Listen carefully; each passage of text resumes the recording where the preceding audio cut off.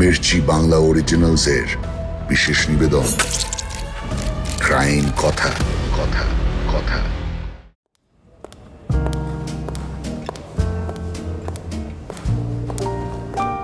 সকাল 10টা বাজতে তখনও কয়েক মিনিট বাকি। হেগেন্স ক্রেডিট ব্যাংকের ভেতরের কাঁচের দরজাগুলো ঝিলিক কাটছে সূর্যের আলোয়। ক্রিস্টিন 28 বছরের সদাহাস্য তরুণী কাউন্টারের পিছনে দাঁড়িয়ে দৈনিক হিসেবের খাতাপত্র গুছোচ্ছিলেন। কয়েক মিনিটের মধ্যেই শুরু হবে তার কর্মব্যস্ততা। অগস্টের মাঝামাঝি থেকেই গ্রীষ্মের তীব্রতা কমতে শুরু করেছে। আজ অবশ্য আবহাওয়া বেশ উষ্ণ। ক্রিস্টিন কাঁধের উপর থেকে তার সোনালি চুলগুলো সরাতে সরাতে একটা দীর্ঘশ্বাস ফেললেন। এই মাসের শেষেই তিনি ছুটি নেবেন। অনেকদিন কোথাও ঘুরতে যাওয়া হয় না, এবার যাবেন। কোনোদিন দক্ষিণ ইতালি ঘুরে দেখা হয়নি। ভূমধ্য সাগর ঘেরা সিসিলির সমুদ্র সৈকতগুলো এই সময় বড় অপূর্ব লাগে। মনে মনে এসবই ভাবছিলেন ক্রিস্টিন। ব্যাংক ম্যানেজার ব্রিটা লিনবম তার ডেস্কে কাগজপত্রে ডুবেছিলেন। অন্য এক কর্মী এলিজাবেথ ওলগ্রেন টেলিফোন কানে চেপে নিচু স্বরে কার সঙ্গে যেন কথা বলছিলেন। তার চোখ মাঝে মাঝে ব্যাংকের ঠিক বাইরের ওল্ড চার্চ স্কোয়ারের দিকে চলে যাচ্ছিল। আজ স্কোয়ারে অন্য দিনের চেয়ে ভিড় একটু বেশি। বেশ কয়েকদিন পর এমন রৌদ্রোজ্জ্বল সকাল দেখছে স্টকহোম। ঠিক তখনই ব্যাংকের মেন গেট সশব্দে ঠেলে ভেতরে ঢুকলো এক যুবক। নাম এরিক উলসন। লম্বা হালকা পাতলা গড়নের শরীর, মুখ ভর্তি চাপ দাড়ি, চোখে সানগ্লাস, মাথার চুলগুলো অবিন্যস্ত, অনেকটা সদ্য পালিয়ে আসা ভবঘুরের মতো। বাঁ হাতে ধরা একটা সুটকেস, আর ডান হাতটা ওভারকোটের ভিতরে ঢোকানো। ক্রিস্টিন প্রথমে তাকে কোনো গ্রাহক ভেবেছিলেন, কিন্তু মুহূর্তের মধ্যে পুরো বিষয়টা বদলে গেল। কোটের ভেতর থেকে তার হাতটা বের করল উলসন। তার হাতে ধরা একটা সেমি অটোমেটেড মেশিন গান। আর ব্যাংক কর্মীদের বিস্ময় কেটে ওঠার আগেই শূন্যে পর পর কয়েকটা গুলি ছুড়ল সে। Good morning guys. আজকে সকালটা বড্ড বেশি সুন্দর, তাই না? ক্রিস্টিন, ব্রিটা এবং এলিজাবেথ ছাড়াও ব্যাংকে তখন আরও একজন কর্মী উপস্থিত ছিলেন, ব্যাংকের ক্যাশিয়ার অ্যাডাম সেফস্ট্রম। চারজনের সবাই একই সঙ্গে পাথরের মূর্তিতে পরিণত হলেন মেশিন গানের শব্দ শুনে। এক সেকেন্ডের জন্য ক্রিস্টিনের মনে হলো এই বুঝি সব শেষ, আর তার ছুটি নেওয়াও হবে না, ঘুরতে যাওয়াও লাটে উঠবে। উলসন বন্দুকের নলটা উপরের দিকে তুলে ফের চিৎকার করল, আমি কিন্তু মজা করছি না, এক্ষুনি মেঝের ওপর শুয়ে পড়ো সবাই, নইলে। কথাটা শেষ না করে বাকিটা ইশারায় বুঝিয়ে দিলেন উলসন। এলিজাবেথের হাত থেকে ফোনটা ধপ করে পড়ে গেল ডেস্কের উপর। অ্যাডামের মনে হচ্ছিল যেন তার হৃৎপিণ্ড গলা থেকে বেরিয়ে আসবে। কাঁপতে কাঁপতে হাত তুললেন সবাই এবং হাঁটু গেড়ে বসে পড়লেন। উলসন এগিয়ে গেল কাউন্টারের দিকে, তারপর ক্রিস্টিনের দিকে বন্দুক তাক করে বলল, ম্যানেজার কে ব্যাংকের? আপনি? কাউন্টারের পিছনে দুটো ডেস্ক পেরিয়ে ম্যানেজার ব্রিটা লিনবমের ডেস্ক। 50 ঊর্ধ্ব দৃঢ় চেতার নারী ব্রিটা। বয়সের কারণেই হাঁটু গেড়ে বসতে বড্ড অসুবিধা হচ্ছিল তার। তবু কণ্ঠের ভার সামান্য না কমিয়ে তিনি বললেন, আমি ম্যানেজার, বলুন কি চাই। উলসন বাঁকা হাসি হাসল। কি চাই? ওয়েল, তেমন কিছু না, মাত্র 3 মিলিয়ন সুইডিশ ক্রোনার আর আমার বন্ধুর মুক্তি। ক্লার্ক, স্টকহোম জেলে ওকে আটকে রাখা হয়েছে। এত টাকা তো আমাদের ব্যাংকে নেই। তোমাদের ব্যাংক থেকে তো আমি টাকা নিতে আসিনি, আমাকে টাকা দেবে সুইডিশ সরকার। তোমাদের টাকা আমি নেব না, ভয় নেই। মানে? মানে কিছুই না, আমি শুধু জেল থেকে আমার বন্ধুকে বের করতে চাই। আমাকে এইটুকু হেল্প করবে না তোমরা? উইলসনের কথা শুনে ক্রিস্টিন ফিসফিস করে এলিজাবেথকে বললেন। এসব কি হচ্ছে এলি? লোকটা কি পাগল? এলিজাবেথের চোখ ছলছল করে উঠল। চাপা কণ্ঠে তিনি বললেন, জানি না রে, পাগল হোক বা ক্রিমিনাল, একটা গুলি যদি লেগে যায় তাহলে সব শেষ। প্রথম দিকে উইলসন সবার সঙ্গে খুব রূঢ় ব্যবহার করছিল, যদিও সময়ের সঙ্গে সঙ্গে সেটা অনেকটাই সহজ হয়ে আসে। ক্যাশিয়ার, ম্যানেজার সহ বাকিদের সবাইকে নিয়ে ব্যাংকের ভল্টের দিকে নিয়ে গেল সে। এই ব্যাংকে আগেও সে দু একবার এসেছে, কোথায় কি আছে তা মোটামুটি সে জানত। ভল্টের বাইরে একটা ছোট ঘর ছিল, যা ব্যাংক ম্যানেজারদের আপৎকালীন চেম্বার হিসেবে ব্যবহার হতো। ওই ঘরটাতেই ওদের সবাইকে ঢুকতে বলল। তারপর গম্ভীর কণ্ঠে উইলসন বলল, তোমাদের মধ্যে কেউ যদি চিৎকার করো বা পালানোর চেষ্টা করো, আমি গুলি চালাবো, বুঝেছ?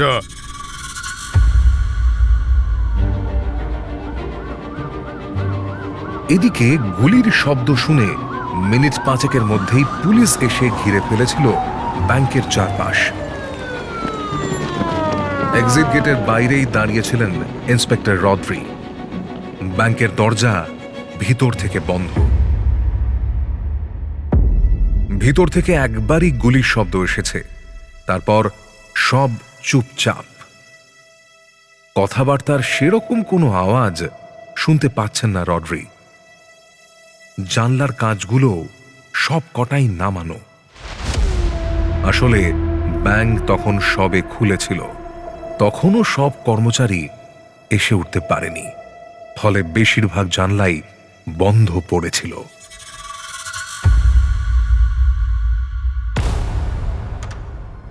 নমস্কার, আমি সৌমাদিত্য। আপনারা শুনছেন ওয়ার্ল্ড ক্রাইম, যার সব চরিত্র কাল্পনিক নয়। আমাদের আজকের কাহিনী বেশ ইন্টারেস্টিং।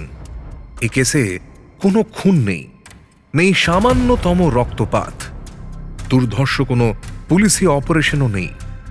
আছে কেবল একটা ব্যাংক, 4 জন বন্দী আর 2 জন অপরাধীর মনোজগতের পারস্পরিক টানাপোড়েন। স্টকহোম সিনড্রোম, এই কথাটা আপনারা অনেকেই শুনেছেন। আজকের কাহিনী এই স্টকহোম সিনড্রোমের উৎপত্তি নিয়ে।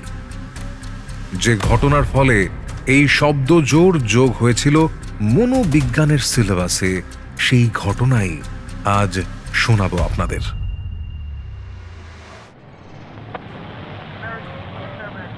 সময়টা 1978। তখনও প্রযুক্তি এত উন্নত ছিল না, ফলে ব্যাংকের বাইরে থাকা পুলিশদের যথেষ্ট বেগ পেতে হচ্ছিল পুরো বিষয়টা বুঝতে। একটা এমার্জেন্সি কমান্ড পোস্ট তৈরি করেছিলেন রড্রি রাস্তার উল্টো ফুটের একটা ক্যাফেতে। ওখান থেকেই যোগাযোগ রাখা হচ্ছিল হেডকোয়ার্টার্সের সঙ্গে। উইলসন ব্যাংকের টেলিফোন থেকে যোগাযোগ করল পুলিশ হেডকোয়ার্টার্সে। কমিশনার হ্যান্স হোলমারের সঙ্গে কথা হলো তার। উইলসন বলল, দেখুন, আমার দাবি খুব বেশি না। 3 মিলিয়ন সুইডিশ ক্রোনার, একটা পালানোর গাড়ি, আর আমার বন্ধু ক্লার্ককে আমার কাছে পাঠিয়ে দিন, তাহলেই আমি এদের ছেড়ে দেবো। 3 মিলিয়ন ক্রোনার? হ্যাঁ মিস্টার, আপনার নামটা যদি একটু বলতেন। আমার নাম নিয়ে আপনাদের মাথা না ঘামালেও চলবে। আপাতত টাকাটা পাঠানোর ব্যবস্থা করুন। আমার হাতে কিন্তু 4 জন নিরপরাধ মানুষের জীবন বাঁধা আছে। দেখুন, এই 3 মিলিয়ন ক্রোনার, এ তো অনেক টাকা। সরকার এত টাকা কোনো অপরাধীর হাতে তুলে দেবে না। আমি 1 মিলিয়ন ক্রোনার পর্যন্ত ব্যবস্থা করতে পারি, তার বেশি নয়। 1 মিলিয়ন?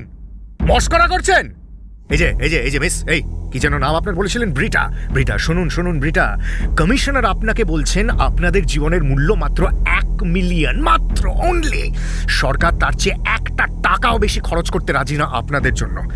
শুনুন কমিশনার, আমি আপনাকে 5 মিনিট সময় দিলাম ভাবার জন্য। পুরো 3 মিলিয়ন না পেলে আমি এদের সবাইকে মেরে ফেলবো। আপনি কি চান স্টকহোমের ইতিহাসে একটা রক্তমাখা অধ্যায়ের জন্ম হোক? হ্যাঁ, শান্ত হন মিস্টার, শান্ত হন। গুলি করবেন না। 1 সেকেন্ড দাঁড়ান। ঠিক আছে, আছে, আমি দেখছি। 3 মিলিয়ন ক্রোনারের ব্যবস্থা হবে। লাভলি, এই তো লাইনে এসেছেন। আমার পরের দাবিটা তো বললাম। আমার বন্ধু ক্লার্ক, তাকে আমার কাছে পাঠিয়ে দিন এই ব্যাংকে। ক্লার্ক? সে কি? আমার বন্ধু, ও এখন স্টকহোম জেলে আছে, ওকে এক্ষুনি এখানে পাঠান। জেলে আছে? মানে আপনি একজন অপরাধীকে শর্ত হিসেবে দাবি করছেন? এটা অসম্ভব। আমরা কোনো চুক্তিতেই একজন অপরাধীকে মুক্তি দিতে পারি না। মিস্টার,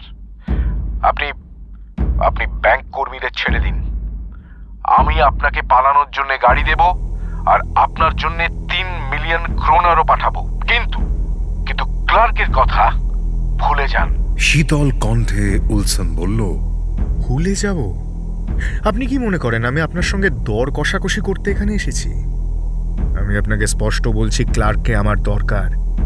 সে যদি আধ ঘন্টার মধ্যে এই ব্যাংকে না আসে, ওয়েল, তাহলে আমি ব্রিটা লিন্ডবামের মাথা উড়িয়ে দেব, তারপর এক এক করে বাকিদের। আপনার হাতে আর কোনো রাস্তা নেই মিস্টার কমিশনার। আপনি কি আপনার দেশের নাগরিকদের বাঁচাতে চান, নাকি আপনার অহংকার আর উদ্ধত্তর কাছে সাধারণ নাগরিকদের জীবন স্রেফ তুচ্ছ? একটা দীর্ঘশ্বাস ফেলে হোলমার বললেন, ঠিক আছে, ক্লার্ককে ব্যাংকের ভেতরে পাঠানো হচ্ছে। তবে জেনে রাখুন মিস্টার, আপনি কিন্তু আইনের হাত থেকে পালাতে পারবেন না, কিছুতেই পারবেন না। রিয়েলি? দেখা যাক। ধন্যবাদ মিস্টার কমিশনার, আপনার শুভ বুদ্ধির উদয় হয়েছে। এখন কাজটা শুরু করুন। Quick, clock is ticking mister commissioner. Phone রেখে দিল উলসন। ওর চেহারার মধ্যে এক অদ্ভুত অস্থিরতা কাজ করছিল। এক মুহূর্তে ও প্রচন্ড আক্রমণাত্মক, আবার পরের মুহূর্তেই ওকে ক্লান্ত, ভীত মনে হচ্ছিল, যেন ও নিজেই বুঝতে পারছে না যে কত বড় এক বিপদে ও পা দিয়েছে।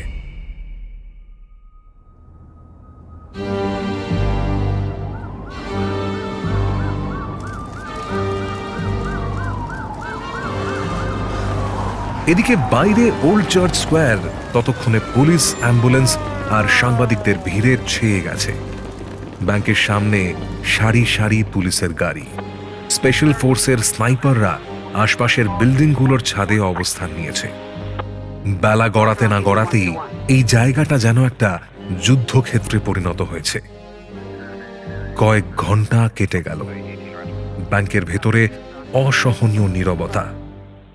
মাঝে মাঝে শুধু উলসনের ভারী নিঃশ্বাস আর বাইরে থেকে আসা পুলিশের অস্পষ্ট কণ্ঠস্বর শোনা যাচ্ছিল। প্রথমবার এই নীরবতা ভাঙল উলসন নিজেই। ক্রিস্টিনের দিকে তাকিয়ে সে কিছুটা নরম গলায় জিজ্ঞেস করল, তোমার নাম কি? ক্রিস্টিন চমকে উঠলেন। তিনি ভাবেননি এই ডাকাত হঠাৎ তার নাম জিজ্ঞেস করবে। তিনি ক্ষীণ কণ্ঠে জবাব দিলেন, Christine. Christine, Christine, so sweet, খুব মিষ্টি নাম তো। তুমি ভয় পেও না ক্রিস্টিন, তোমরা যদি চুপচাপ থাকো আমি তোমাদের কোনো ক্ষতি করব না, বিশ্বাস করো। ক্রিস্টিন সাহস করে জিজ্ঞেস করলেন, আপনার নাম কি? উলসন, এরিক উলসন।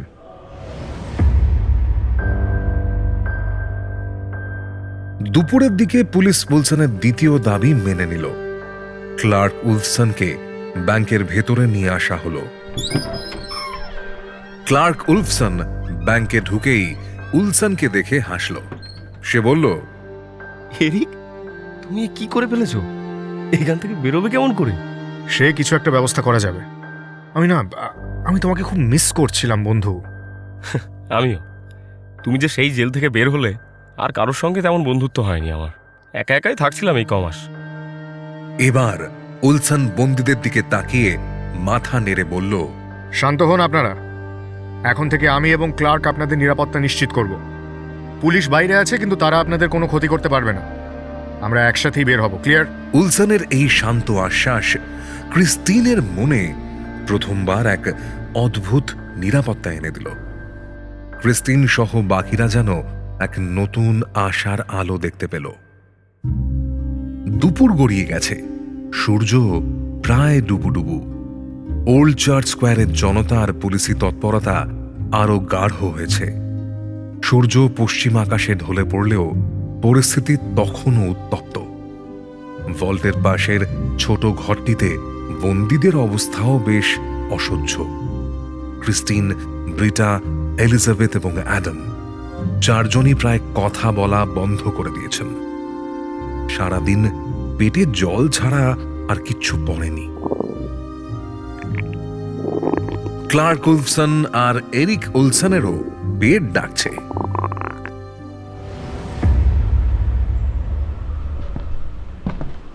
কিছুক্ষণ পর দরজার বাইরে ভারী বুটের শব্দ শোনা গেল। উলসন জানলার ফাঁক দিয়ে নজর রাখছিল বাইরে। ক্লার্ক তাকে সঙ্গ দিচ্ছিল। পুলিশের হেডকোয়ার্টার থেকে টাকা পাঠানোর প্রতিশ্রুতি দেওয়া হয়েছিল।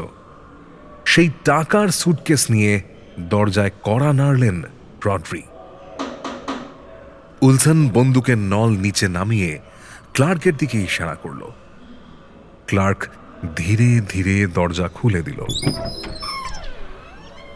বাইরে দাঁড়িয়েছিলেন ইন্সপেক্টর রড্রি।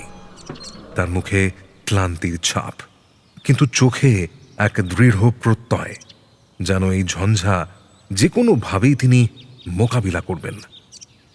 তার হাতে একটা কালো চামড়া সুটকেস, যা 3 মিলিয়ন সুইডিশ ক্রোনারে ভর্তি। ইন্সপেক্টর, আপনার সঙ্গীদের বলুন রাস্তার ওপাশে চলে যেতে, কুইক। রড্রি ঘাড় ঘুরিয়ে ইশারা করলেন। অন্য যে দুজন পুলিশ রড্রির পিছনে কিছুটা দূরে দাঁড়িয়েছিল, তারা রাস্তার ওপাশে চলে গেল। Good good, very good. Clerk, ইন্সপেক্টরকে সার্চ করে দেখো তো কোনো বন্দুক পাও কিনা। বেলে রেখে দিও, কেমন? ও, তোমারও তো একটা বন্দুক চাই নাকি? উলসনের নির্দেশ মতো রড্রিকে সার্চ করল উলফসন, যদিও কোনো কিছুই পাওয়া গেল না। একা ভেতরে প্রবেশ করলেন রড্রি। সশব্দে দরজা বন্ধ করে দিল ক্লার্ক। রড্রি ব্যাংকের ভেতরটা একবার চোখ বুলিয়ে নিলেন। এলোমেলো কাগজপত্র পড়ে আছে। উলসনের প্রথম রাউন্ড গুলির চিহ্ন হিসেবে সিলিংয়ে 2 গর্তের ছবি ধরা পড়ছে, আর কাউন্টারের পিছনে একটা টেলিফোন সেট পড়ে আছে। সব মিলিয়ে এক ধ্বংসের ছবি।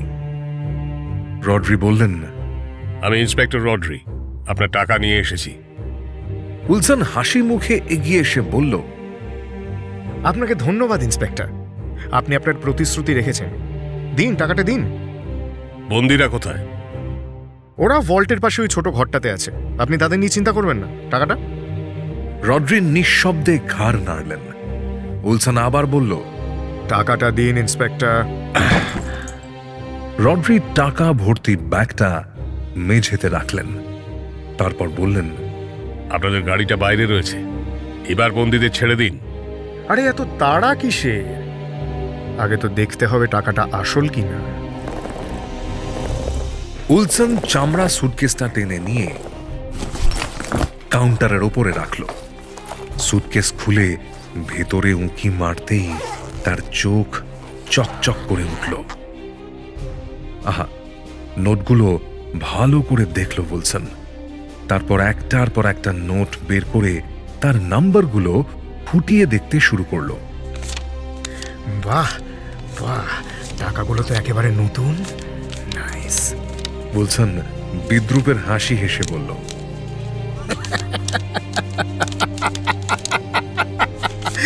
নম্বরগুলো কি সুন্দর ক্রোনোলজিক্যালি সাজানো, তাই না ইন্সপেক্টর? আপনাদের নতুন লট বুঝি? এগুলো তো সহজেই ট্র্যাক করা যাবে। কি ভেবেছেন আপনারা? আমি কি এতই বোকা যে এই নোটগুলো নিয়ে যাবো? হ্যাঁ, ইউ থিঙ্ক আই এম ফুল? রড্রির মুখে কোনো ভাবান্তর হলো না। তিনি বললেন, সরকার এই মুহূর্তে এর থেকে বেশি কিছু দিতে পারেনি। আর টাকা ট্র্যাক করার প্রশ্ন আসছে কেন? আপনি তো আপনার দাবি মতো টাকা পেয়েছেন, এবার বন্দীদের মুক্তি দিন। না ইন্সপেক্টর, মুক্তি দেওয়া হবে না। উলসন সুটকেসটা ঠেলে দূরে সরিয়ে দিল। তারপর বলল, এই নোটগুলো আমার কোনো কাজে আসবে না। আমি পুরনো ব্যবহার করা নোট চাই, এমন নোট যা সহজে ট্র্যাক করা যাবে না। আমি আপনাদের সরকারকে এক বিন্দু বিশ্বাস করি না। তারা এই নোটগুলো দিয়ে আমাদের ফাঁদে ফেলার চেষ্টা করছে। আপনি এই টাকা নিয়ে ফিরে যান, 1 ঘন্টার মধ্যে ট্র্যাক করা যাবে না এমন পুরনো নোটে 3 মিলিয়ন সুইডিশ ক্রোনার নিয়ে আসবেন, না হলে আমি বন্দীদের মধ্যে একজনকে গুলি করব। Is that clear? রড্রি শান্তভাবে বললেন, please please don't do that. দেখুন মিস্টার, এই টাকাটা নিয়ে নিন। আমি কথা দিচ্ছি আপনাকে কেউ ট্র্যাক করবে না। আমি নিজে আপনাকে পালিয়ে যেতে সাহায্য করব। উলসন হাসল, বলল, পুরনো নোট ইন্সপেক্টর, পুরনো নোট। যান নিয়ে আসুন, এগুলো নিয়ে যান। আর হ্যাঁ, আমাদের জন্য কিছু খাবারের ব্যবস্থা করুন। রড্রি দীর্ঘশ্বাস ফেলে মাথা নাড়লেন। এই পরিস্থিতির মধ্যে এত টাকার পুরনো নোট জোগাড় করা বেশ কঠিন। তিনি বললেন, দেখুন, পুরনো নোট জোগাড় করতে সময় লাগবে। আজ তো আর সম্ভব নয়। আপাতত খাবার পাঠিয়ে দিচ্ছি। ঠিক আছে ইন্সপেক্টর, কিন্তু মনে রাখবেন আমার কাছে অফুরন্ত সময় নেই। কালকের মধ্যে যদি না হয় তাহলে যান, আপাতত খাবার পাঠিয়ে দিন। কুইক। রড্রি দরজা খুলে বাইরে বেরিয়ে গেলেন। সন্ধে গড়িয়ে গেছে। ওল্ড চার্চ স্কোয়ারের বাইরের ল্যাম্প পোস্টগুলোয় হলুদ আলো জ্বলে উঠেছে। এখন এখানকার উত্তেজনা কিছুটা থিতিয়ে এলেও ভেতরের পরিবেশ তখনও দম বন্ধকর। রড্রি চলে যাওয়ার প্রায় 1 ঘন্টা পর ব্যাংকের বন্ধ দরজায় আবার মৃদু টোকা পড়ল। উলসন সতর্ক হয়ে বন্দুকটা তাক করল।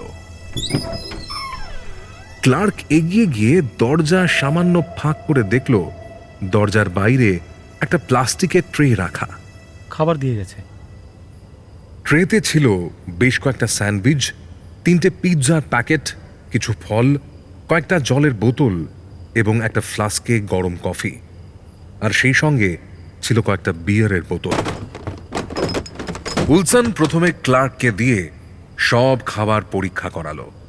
কোনো ফাঁদ নেই নিশ্চিত হয়ে ট্রেটা ভেতরে নিয়ে এলো। ভল্টের ছোট ঘরটার সামনে গিয়ে উলসন ট্রেটা মেঝেতে রাখলো।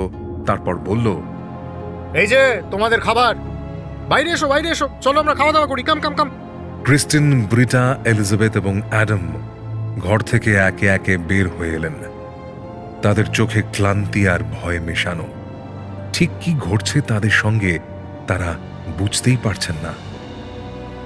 উলসন লোকটার কি মাথা খারাপ নাকি? 4 জনেরই পেট অনেকক্ষণ ধরে খিদেতে জ্বলছিল। খাবার দেখে মুহূর্তের মধ্যে খিদেটা যেন বেড়ে গেল কয়েক গুণ। উলফসন একটা টেবিলের দিকে ইশারা করে বলল, আপনারা সবাই এখানে বসুন। আজ আমরা একসঙ্গে খাবো। আজ রাতের জন্য আমরা সবাই এই ব্যাংকের বন্দী। তারা ধীরে ধীরে টেবিলের চারপাশে জড়ো হলেন। উলসন এবং ক্লার্কও তাদের সঙ্গে যোগ দিল। স্যান্ডউইচ, পিৎজা ভাগাভাগি হলো। বিয়ারের বটল এগিয়ে দিলেন উলসন। খাবার সময় শুরুতে সবাই বেশ চুপচাপই ছিল। শুধু চিবনো শব্দ আর কফির ফ্লাস্কের ঢাকনা খোলার আওয়াজ শোনা যাচ্ছিল। হঠাৎ এলিজাবেথ কেঁদে উঠলেন। আমার মেয়ের আজকে জন্মদিন, ওর জন্য কেক কিনে রেখেছিলাম। ব্রিটা লিনবম ওর হাত ধরলেন সান্ত্বনা দেওয়ার জন্য। উলসন তখন এক দৃষ্টে সামনের দেওয়ালের দিকে তাকিয়েছিল। একটা দীর্ঘশ্বাস ফেলে সে বলল, কি নাম আপনার মেয়ের? সোফিয়া। আপনি চিন্তা করবেন না, আমরা আপনাদের কোনো ক্ষতি করব না। আসলে পরিস্থিতি আমাদের এরকম বানিয়েছে। কি করব বলুন? পরিস্থিতি? মানুষকে বন্দুকের মুখে বন্দি করে রাখা কোনো পরিস্থিতি হতে পারে না। ক্লার্ক হেসে বলল, শান্ত হন অ্যাডাম, আমরা তো আপনাদের কোনো ক্ষতি করিনি। সত্যি বলতে কি, এরিক একটু বেশি নার্ভাস। আমি জেলে একা থাকতে থাকতে হাঁপিয়ে উঠেছিলাম। এখন আপনাদের সঙ্গে কথা বলতে বড় ভালো লাগছে। আচ্ছা, ভেবে দেখেছেন কখনো কেমন লাগে জেলের ওই ছোট্ট কুঠুরির মধ্যে সারা দিন থাকতে? ঈশ্বরের পৃথিবীতে কোনো মানুষের কি অধিকার আছে আরেকজনকে ওরকমভাবে আটকে রাখার? ধীরে ধীরে জমে উঠল কথোপকথন। ক্রিস্টিন বললেন, আমি ভেবেছিলাম এই মাসের শেষে ইটালির সিসিলিতে ছুটি কাটাতে যাব। আহ, সিসিলি? ক্লার্ক যেন চোখ বুজে সিসিলির দৃশ্য উপভোগ করার চেষ্টা করল। তারপর আপন মনে বিড়বিড় করে বলল, ভূমধ্যসাগর, অপূর্ব। আমি একবার 1 সপ্তাহ কাটিয়েছিলাম ওখানে। ক্রিস্টিন একটু হেসে উলসনের দিকে তাকিয়ে বললেন, তুমি যখন গুলি ছুড়লে আমার মনে হচ্ছিল আমার বোধহয় আর যাওয়া হলো না। আমায় ক্ষমা করবেন, ওটা আপনাদের ভয় দেখানোর জন্য। দেখুন, আমি চাই না কারো ক্ষতি হোক। ক্লার্ককে আমার দরকার ছিল, সত্যি। ও আমার ভাইয়ের মতো। এই অদ্ভুত পরিস্থিতির মধ্যে খাবারের উষ্ণতা আর কিছু ব্যক্তিগত কথা তাদের মধ্যেকার দূরত্ব যেন বেশ কিছুটা কমিয়ে দিল। হঠাৎ উলসন ক্রিস্টিনকে জিজ্ঞেস করল, তুমি কি কোনোদিন গান গেয়েছো ক্রিস্টিন?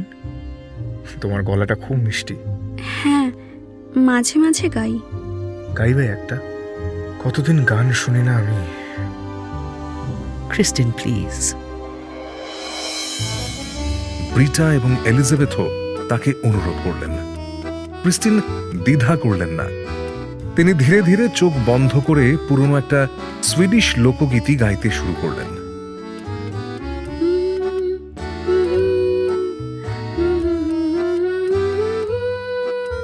গানটি উত্তর সাগরে হারিয়ে যাওয়া নাবিকের আশা আর ঘরে ফেরার গল্প নিয়ে তৈরি।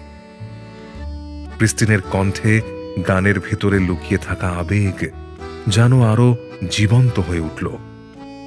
গানের সুর যেন ব্যাংকের ভেতরের সমস্ত আতঙ্ক আর টেনশনকে সরিয়ে দিচ্ছিল। এরিক উলসনের হাতে ধরা মেশিন গানটা এক মুহূর্তের জন্য নিষ্প্রাণ কাঠ হয়ে গেল। ক্লার্ক মুগ্ধ হয়ে শুনছিল। ব্রিটা, এলিজাবেথ ও অ্যাডাম তাদের চোখ মুছলেন। এই মুহূর্তে তারা কেউ জিম্মি বা ডাকাত নন। তারা শুধু একদল মানুষ যারা অদ্ভুত এক পরিস্থিতির শিকার। গান শেষ হতেই ক্লার্ক হাততালি দিয়ে উঠল। উলসন মৃদু হেসে মাথা নাড়ল। এই প্রথম দিনের সন্ধ্যার শেষে হেগেন্স ক্রেডিট ব্যাংক যেন এক অদ্ভুত অপ্রত্যাশিত মিলন ক্ষেত্র হয়ে উঠল, যেখানে ডাকাত আর বন্দিরা বন্দুক আর সুরের আবহে এক ছাদের নিচে রাত কাটানোর জন্য প্রস্তুত হচ্ছিল।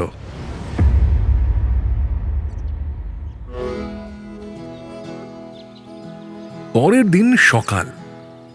ওল্ড চার্চ স্কোয়ারের উত্তেজনা তখনও কমেনি, কিন্তু ব্যাংকের ভিতরের পরিবেশ আগের রাতের চেয়ে অনেকটাই শান্ত। সূর্যোদয়ের প্রথম আলো জানলার কাঁচ ভেদ করে মেঝেতে এসে পড়েছে। ক্রিস্টিন একটা চাদর গায়ে জড়িয়ে মেঝেতেই ঘুমিয়েছিলেন। চোখ খুলতেই দেখলেন উলসন এবং ক্লার্ক একপাশে বসে নিচু স্বরে কথা বলছে। তাদের হাতে কোনো বন্দুক নেই।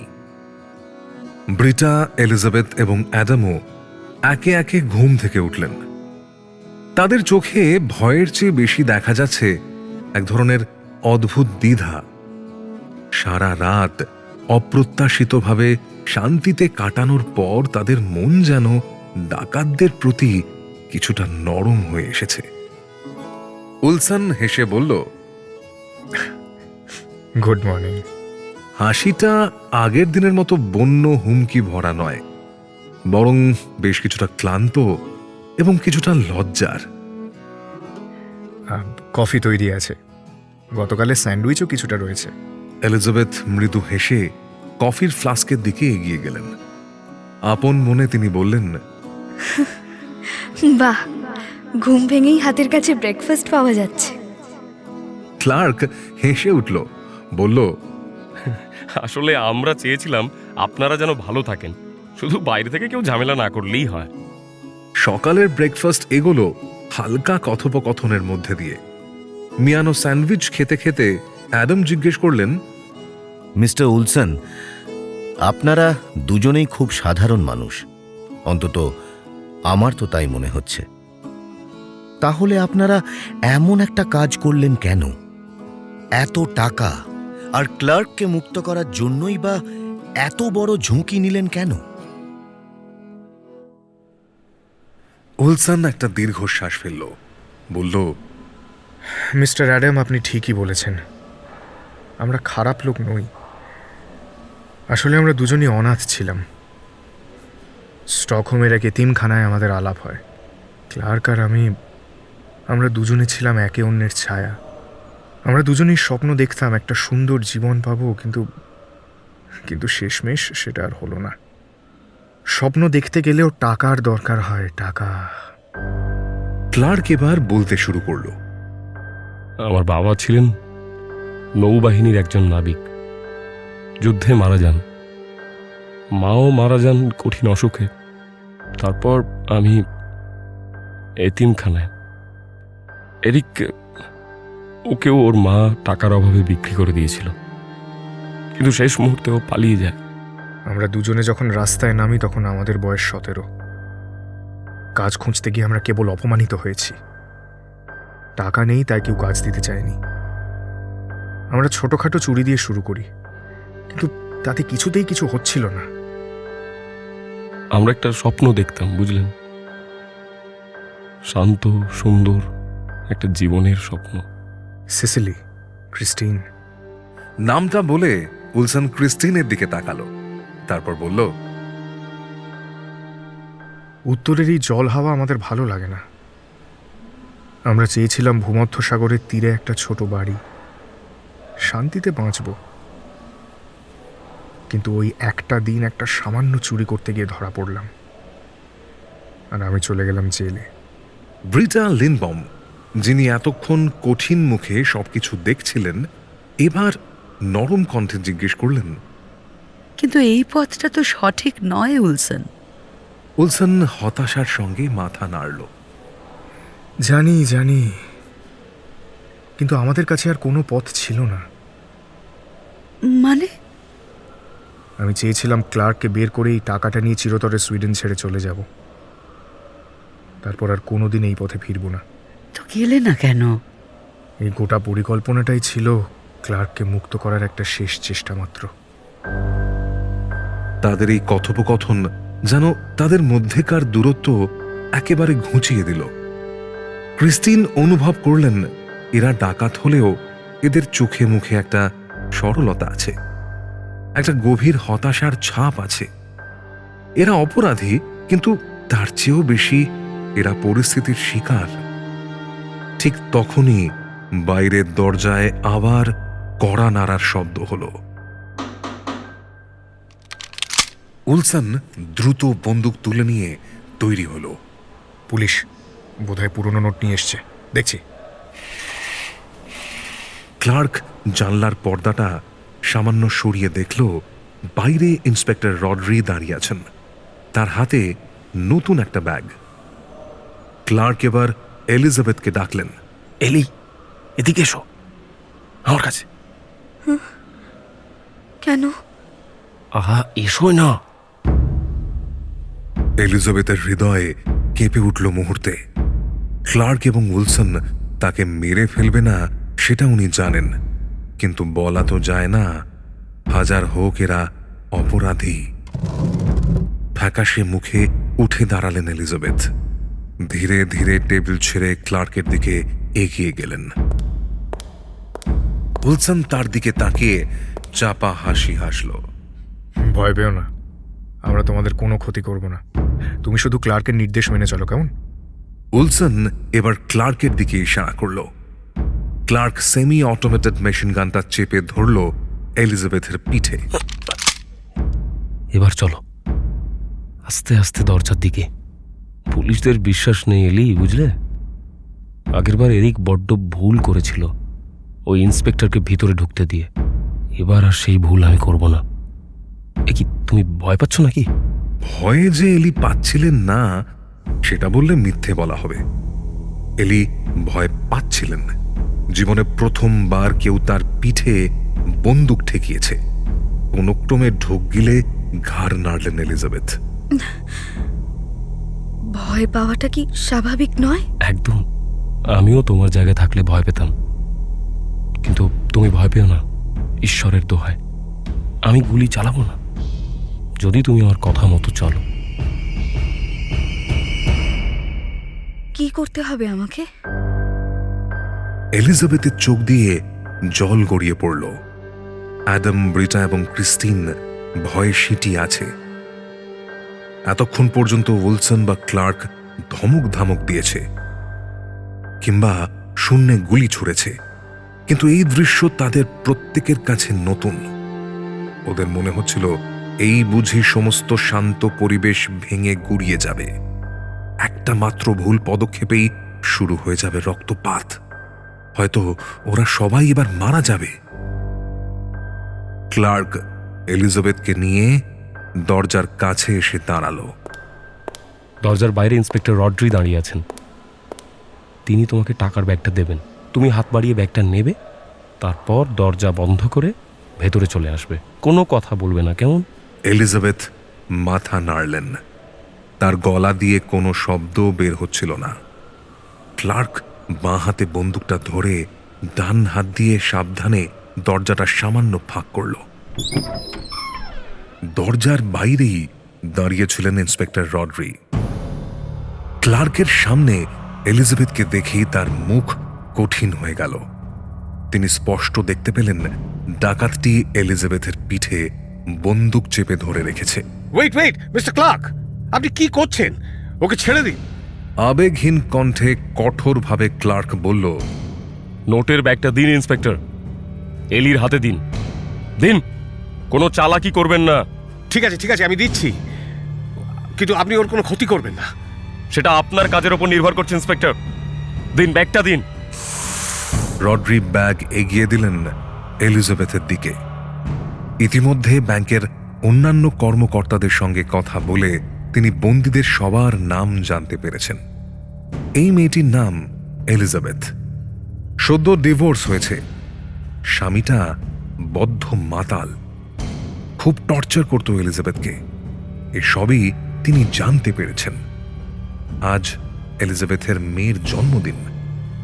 এলিজাবেথ ব্যাগটা যতক্ষণে নিল, রড্রি সেই ফাঁকে চাপা স্বরে বললেন, এলিজাবেথ, চিন্তা করো না, লিলি ঠিক আছে, শি ইজ ফাইন। লিলি এলিজাবেথের মেয়ের ডাকনাম। পলকের জন্য চমকে উঠে মাথা তুললেন এলিজাবেথ। ক্লার্ক ওর পিঠে বন্দুকের খোঁচা মেরে জিজ্ঞেস করল, ব্যাগ নিয়েছো এলি? হ্যাঁ। রড্রি দীর্ঘশ্বাস ফেলে বললেন, এগুলো পুরনো নোট, ট্র্যাক করা যাবে না।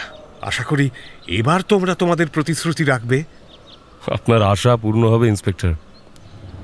ক্লার্কের নির্দেশে এলিজাবেথ ব্যাগটা হাতে নিয়ে ধীরে ধীরে ব্যাংকের ভেতরে চলে এলেন। ক্লার্ক তৎক্ষণাৎ সশব্দে দরজাটা বন্ধ করে দিল। উইলসন ব্যাগের দিকে তাকিয়ে হাসি হাসি মুখে বলল, ফাইনালি পুরনো নোট। Nice nice. ক্লার্ক বন্দুকটা সরিয়ে নিল এলির পিঠ থেকে। তারপর মুচকি হেসে বলল, আই এম সরি এলি। ভয় পেয়েছিলে? এলিজাবেথ মাথা নেড়ে বললেন, একটু। ক্লার্ক ওর কাঁধে আলতো করে হাত রাখল, বলল, চিন্তা করো না, আমরা তোমাদের ক্ষতি করব না। আমরা চলে যাব সুইডেন ছেড়ে। আর কোনো অপরাধও করব না কোনোদিন। এই ঘটনার পর ভল্টের পাশের ছোট্ট ঘরটিতে বন্দি চারজনের মনে নতুন করে ভয়ের এক অদ্ভুত মিশ্র অনুভূতি জন্ম নিল। তারা স্পষ্ট দেখল এই ডাকাত দুজন স্বাধীন জীবনের স্বাদ পাওয়ার জন্য মরিয়া। এরা যেন নিয়ম ভাঙার খেলায় মেতে উঠেছে। উইলসন ব্যাগের চেন খুলে ব্যাগটা মেঝেতে উল্টো করে ধরল। সরসর শব্দে টাকার বান্ডিলগুলো নিচে পড়ল। পুরনো জীর্ণ নোটের স্তূপ ছড়িয়ে পড়ল মেঝেতে। ও হাঁটু গেড়ে বসে পড়ল। তারপর নোটের স্তূপের মধ্যে হাত ডুবিয়ে দিল। একটা নোট তুলে ধরে বলল, এই তো এই নোটগুলোই চেয়েছিলাম। এইগুলো বাজার থেকে খুঁজে বের করার ক্ষমতা পুলিশের বাপেরও নেই। উলসনের চোখে জয়ের আনন্দ ঝিলিক মারছিল। সে নোটগুলো আবার ব্যাগের মধ্যে ভরতে শুরু করলো। ক্লার্কও যোগ দিল তার কাজে। এলিজাবেথ, ক্রিস্টিন, ব্রিটা এবং অ্যাডাম নীরবে সেই দৃশ্য দেখছিল। তাদের মনে তখন একটাই প্রশ্ন, এরপর কি? এবার কি তারা মুক্তি পাবে? টাকা গোছানো শেষ হলে উইলসন কাউন্টারের দিকে গেল। টেলিফোন সেটটা তুলে ধরে ক্লার্ককে বলল, ক্লার্ক, এবার বেরোতে হবে। দাঁড়াও, আমি কমিশনারের সঙ্গে একবার কথা বলি, গাড়ি দরকার। ক্লার্ক ঘাড় নেড়ে বন্দুক হাতে নিয়ে দরজার দিকে মুখ করে দাঁড়ালো। নাম্বার ঘুরিয়ে উইলসন ফোন করল কমিশনারকে। গম্ভীর ও কর্তৃত্বপূর্ণ স্বরে সে বলল, হ্যালো কমিশনার হোলমার, টাকা পেয়েছি, পুরনো নোট, ঠিক যেমনটা চেয়েছিলাম। হ্যাঁ বেশ, এবার তাহলে মিস্টার উলসন আপনিও আপনার প্রতিশ্রুতি রাখুন, ওদের মুক্তি দিন। আপনার গাড়ি তৈরি আছে, আপনি চলে যান। ও, আমার নামটা জেনে গেছেন দেখছি। হ্যাঁ, আপনার বন্ধুকেই জিজ্ঞেস করেছিলাম, ও বলল যাকে আপনাদের গাড়ি বাইরে পার্ক করা আছে, ওদের এবার ছেড়ে দিন। 1 মিনিট কমিশনার, আমি কি বলেছিলাম যে টাকা পেলেই আমি এদের ছেড়ে দেব? আমি বলেছিলাম টাকা পেলে পরের দাবির কথা বলবো। You misunderstood me. নো, এরকম কোনো কথা আমাদের মধ্যে হয়নি। হয়েছিল কমিশনার, আসলে এটাই আমার শেষ দাবি। আমি আর ক্লার্ক আমরা এখান থেকে যখন বেরোবো, আমাদের সঙ্গে এই 4 জনও থাকবেন। ক্লিয়ার? ভেতরের ছোট ঘরটির দরজার কাছে দাঁড়িয়ে থাকা ব্যাংকের কর্মীরা উলসনের কথা শুনছিলেন। এবার তারা একে অপরের দিকে তাকালেন।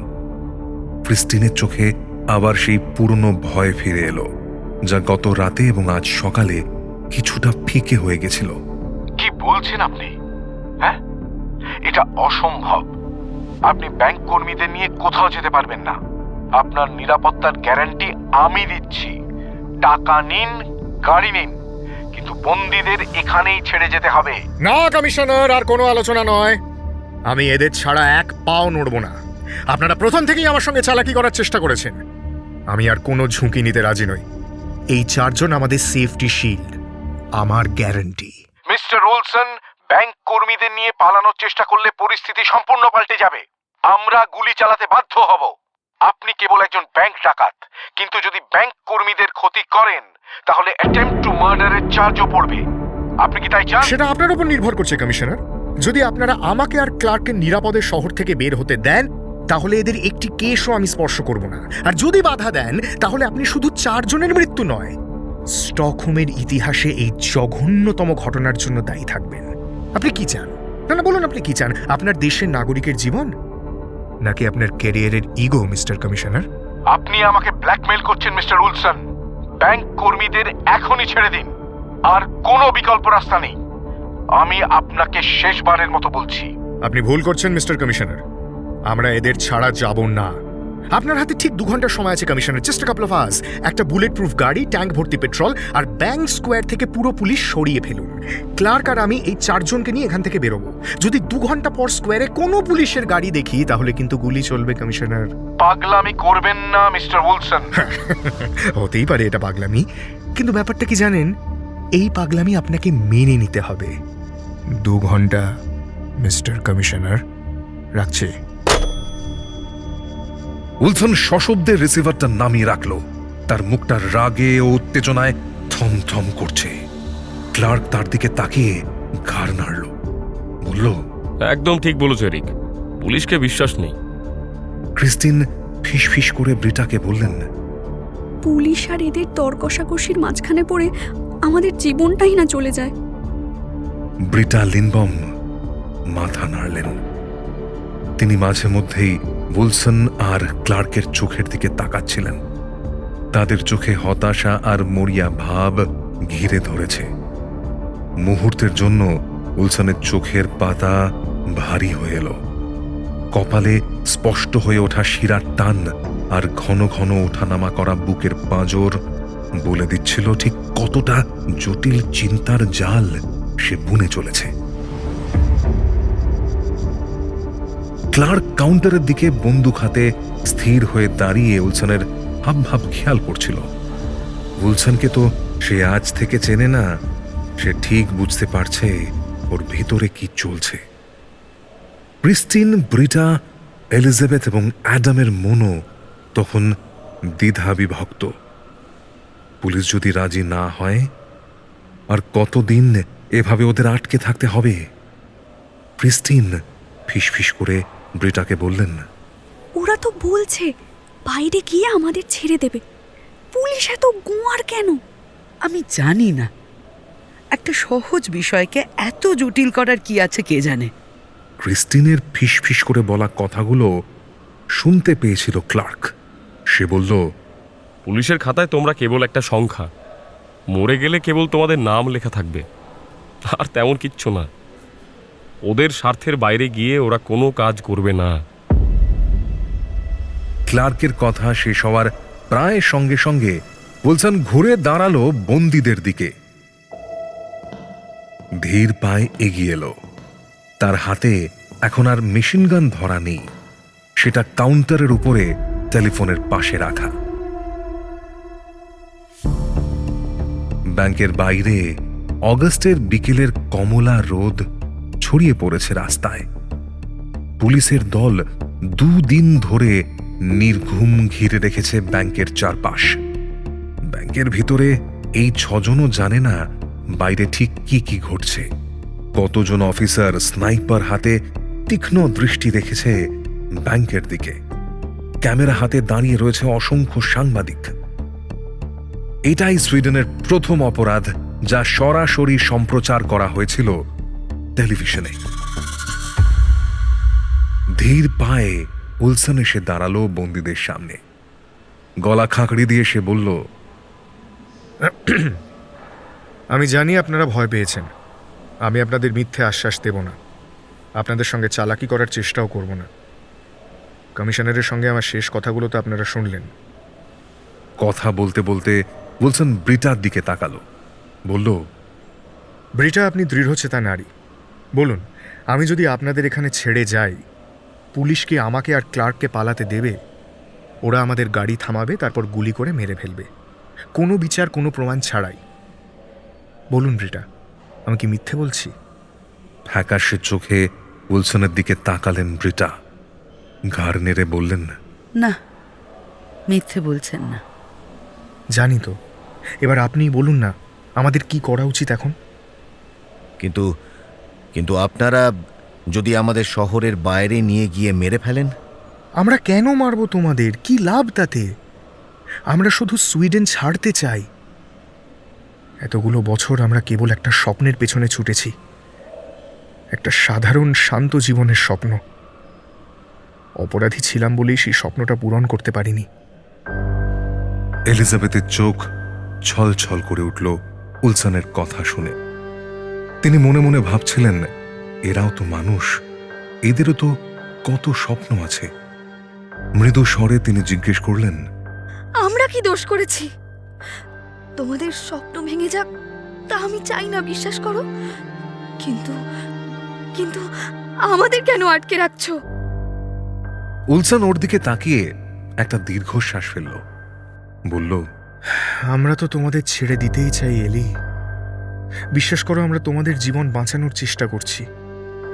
যদি পুলিশ গুলি না চালায় তাহলে তো তোমাদের কোনো ক্ষতি হবে না, কিন্তু যদি আমরা দুজন তোমাদের ছেড়ে আলাদা বের হই, তাহলে কমিশনার হোলমার আমাদের দিকে গুলি চালাতে এক মুহূর্তও ভাববেন না। সেই জন্যই আমরা তোমাদের কোনো ক্ষতি হতে দেব না, বুঝেছ? উলসনের কথা রেশ ধরে ক্লার্ক বলল, দেখুন, আপনারা যতক্ষণ আমাদের সাথে থাকবেন ততক্ষণ পুলিশের হাত বাঁধা। আপনারা আমাদের ঢাল, আমাদের বেঁচে থাকার একমাত্র উপায়। আপনারা যদি না বাঁচেন তাহলে আমরাও বাঁচব না। অ্যাডাম চেয়ার ছেড়ে উঠে দাঁড়ালেন। গলা খাঁকড়ে দিয়ে জিজ্ঞেস করলেন, তাহলে তাহলে আপনারা চান আমরা যেন স্বেচ্ছায় আপনাদের সঙ্গে বাইরে বেরোই, তাই তো? দেখুন, আমি আপনাদের কাছে সাহায্য চাইছি, জীবনের জন্য সাহায্য। এই মুহূর্তে আমাদের সবার জীবন একই সুতোয় বাঁধা। বাঁচলে আমরা সবাই বাঁচব, মরলে... উলসন কথাটা আর শেষ করল না। ইতিমধ্যেই বন্দীদের চরিত্রে বেশ কিছু পরিবর্তন দেখা দিয়েছে, যদিও সেগুলো এতটাই নগণ্য যে তখনও কেউই তা বুঝতে পারেনি। যেমন ব্রিটার কথাই ধরা যাক। ব্রিটা 50 দৃঢ়চেতা একজন ম্যানেজার। তার কাছে উইলসন এবং ক্লার্ক তখনও দুজন ডাকাত, অপরাধী।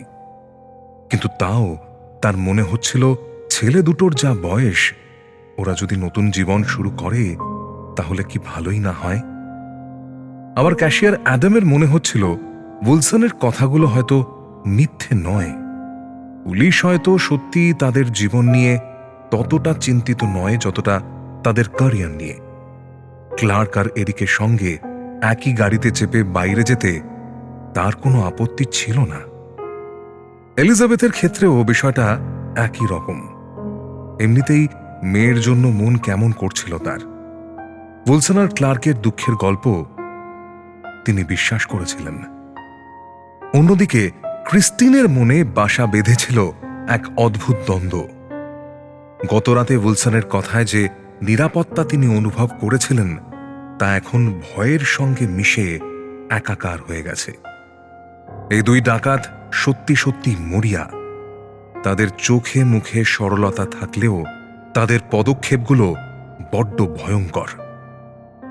সেই যে তখন এলিজাবেথের পিঠে বন্দুক ঠেকানো, ভাবলেই ক্রিস্টিনের গায়ে কাঁটা দিচ্ছিল।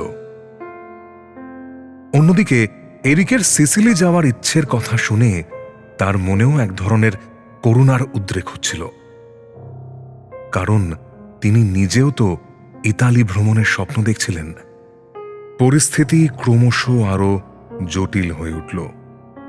শিকার এবং শিকারীর মন যেন একে অপরের সঙ্গে মিশে যাচ্ছিল। এই ব্যাংকের কর্মীরা এখন কেবল ডাকাতদের পণবন্দী নন, তারা যেন একই দুর্ভাগ্যের সহযাত্রী। সবাই কিছুক্ষণ চুপচাপ রইল। তারপর হঠাৎ গুনগুন করে গান গাইতে শুরু করল উইলসন।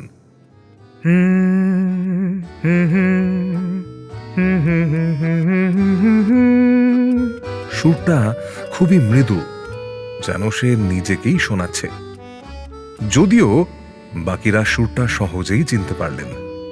এটা সেই সুইডিশ লোকগীতি যা ক্রিস্টিন আগের রাতে গিয়েছিলেন। দূর সমুদ্রে হারিয়ে যাওয়া নাবিকের ঘরে ফেরার গল্প। ক্রিস্টিন চমকে উঠলেন। গানের সুর যেন ব্যাংকের ভিতরকার সমস্ত দ্বিধা এক মুহূর্তের জন্য সরিয়ে দিল। উইলসনের মুখে এখন কোনো রাগ বা জেদ নেই, কেবল এক গভীর শূন্যতা খেলা করছে তার দৃষ্টি জুড়ে। ক্রিস্টিন নিজেকে আর ধরে রাখতে পারলেন না। দ্বিধা, ভয়, হতাশা আর এক অদ্ভুত সহানুভূতির মিশ্রণে তার গলা দিয়েও সুর বেরিয়ে এলো।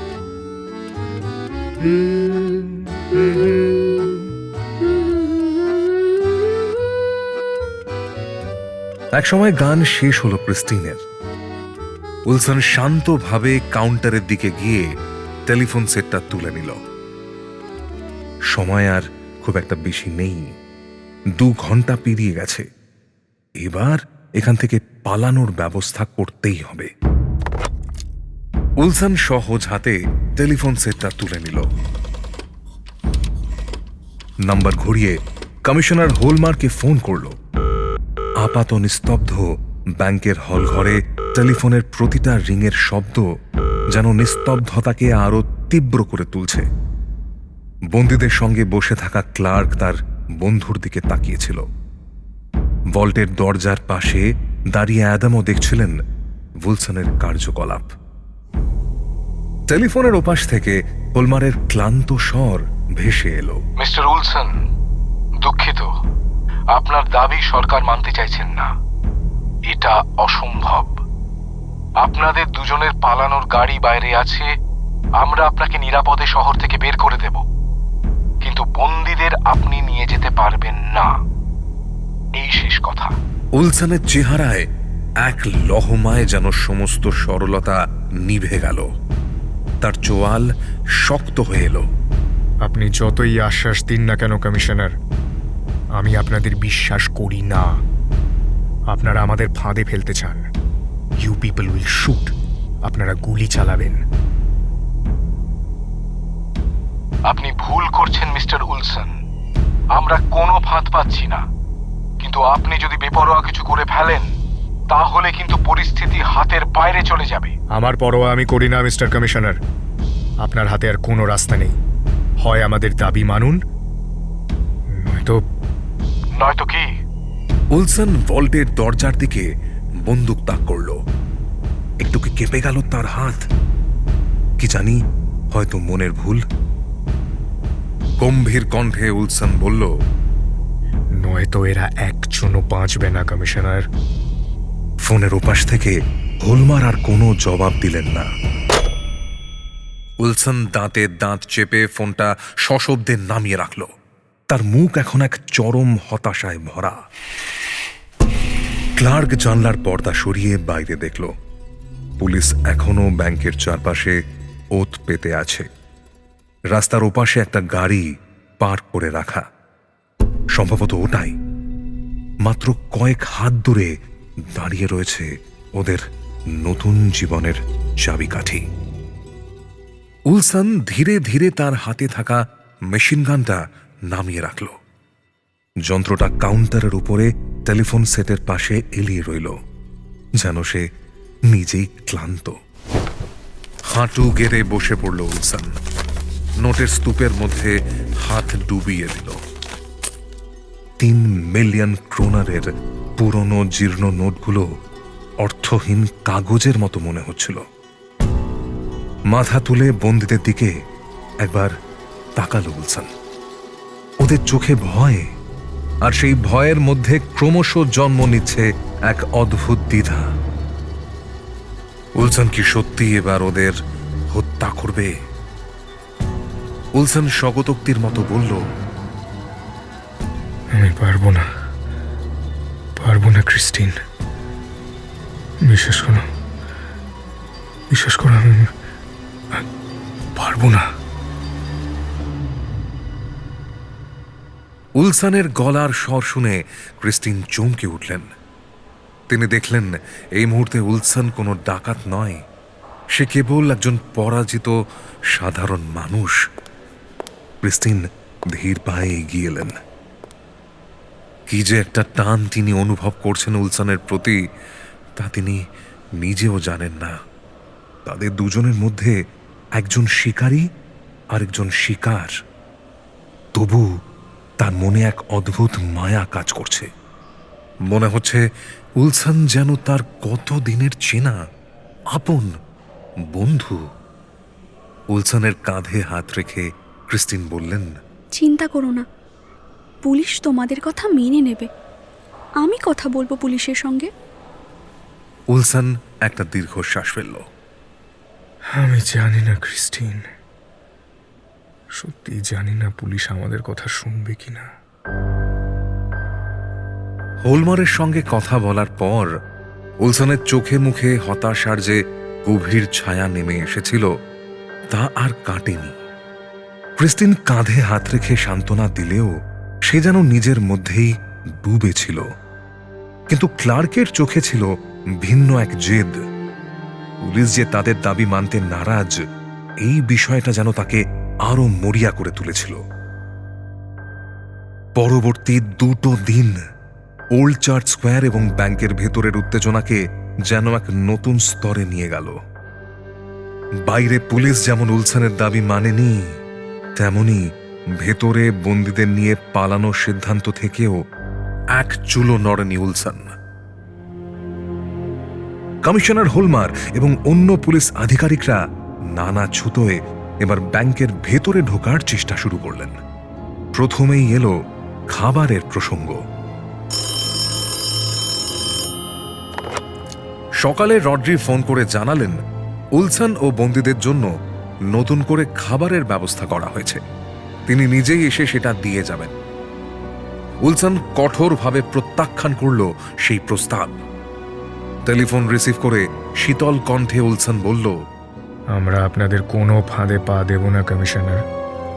খাবার দরজার বাইরে রাখুন, আমরা নিয়ে আসবো খাবার। উলসনের নির্দেশ মতো ম্যানেজার ব্রিটা লিনবম খাবার আনতে গেলেন। তার সঙ্গে গেল ক্লার্ক। দরজা সামান্য খুলে খাবারের প্যাকেটগুলো নিয়ে নিলেন ব্রিটা। রড্রি প্রতিবারই চেষ্টা করলেন কোনোভাবে ভেতরে একবার চোখ বুলিয়ে নিতে, পরিস্থিতি বুঝতে, কিন্তু ক্লার্ক প্রতিবারই বন্দুক হাতে দরজার আড়ালে এমনভাবে সতর্ক ছিল যে রড্রির সমস্ত চেষ্টাই ব্যর্থ হল। 4 দিন কেটে গেল এভাবে। দুপক্ষেরই কোনো হেলদোল নেই। পুলিশ উলসনের দাবি মানতে নারাজ, আর উলসনও বন্দীদের রেখে বাইরে বেরোবে না। বন্দীরাও কখন যেন উলসনের দাবিকেই নিজেদের ইচ্ছে বলে মেনে নিতে শুরু করল। ব্রিটা শুরুর দিনগুলোতে উলসনকে বিশ্বাস করতে না পারলেও এখন পরিস্থিতি সম্পূর্ণ ভিন্ন। ব্রিটা উলসনকে বললেন, আপনি চিন্তা করবেন না উলসন, আমরা আপনাদের ছেড়ে আলাদা বেরোবো না। ঠিক সেই সময় টেলিফোনটা আবার বেজে উঠল। উলসন ফোনটা রিসিভ করে বলল, মিস্টার কমিশনার, আমার ফাইনাল ডিসিশন আমি জানিয়ে দিয়েছি। এর বাইরে আর কোনো অল্টারনেটিভ প্রপোজাল আমি শুনতে চাই না। ওপাশ থেকে ভেসে এলো এক অচেনা ভারী কণ্ঠস্বর। মর্নিং মিস্টার উলসন, আমি সুইডেনের প্রধানমন্ত্রী ওলফ পাম আপনার সঙ্গে একটু কথা বলতে চাই। উলসন মুহূর্তের জন্য থমকে গেল। প্রধানমন্ত্রী? তবু কোনো রকম ভনিতা না করে উলসন বলল, আমার দাবি তো আপনাদের কমিশনার জানেন। বন্দীদের নিয়ে পালানোর অনুমতি দিন। প্রধানমন্ত্রী শান্ত ও ধীর কণ্ঠে বললেন, আমরা আপনার আর আপনার বন্ধুর জীবনের নিরাপত্তার প্রতিশ্রুতি দিচ্ছি। টাকাও আপনার কাছে আছে, কিন্তু জিম্মিদের নিয়ে যাওয়ার শর্ত আমরা কিছুতেই মানতে পারবো না। আপনি জিম্মিদের মুক্তি দিন।